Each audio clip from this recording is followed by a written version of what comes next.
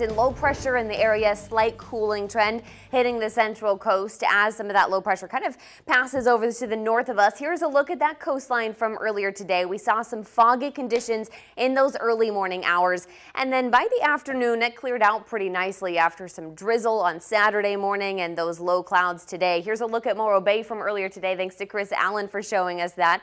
More sunshine though inland, and of course we mentioned yesterday, first day of fall, so I guess get those scarecrows out, maybe even some Halloween decorations. It is time, although we're looking at more summer-like conditions if you're inland, seeing those clear skies and still some temperatures above normal for this time of year.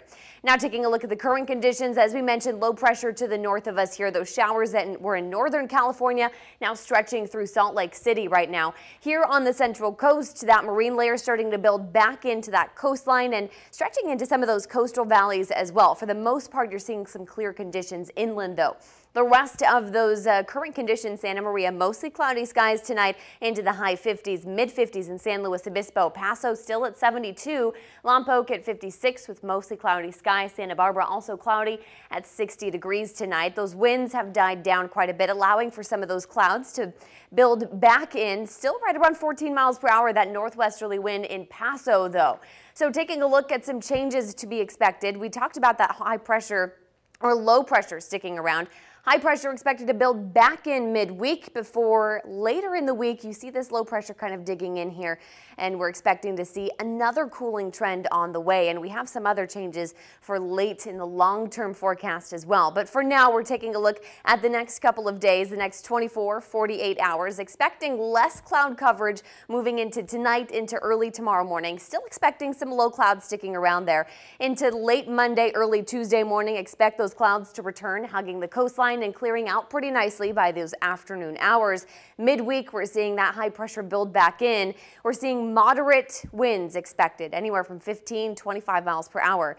In the long range, though, as we're looking at to next week, this is next Sunday, moving into Monday and Tuesday, possibility of that bringing some showers. We're expecting that to hit by Monday, Tuesday, and into Wednesday. We're going to be keeping a very close eye on those showers as that week progresses. So forecast temperatures for tomorrow: 89 in Paso, 75 in San Luis Obispo, 72 in Santa Maria, and mid 70s in Santa Barbara.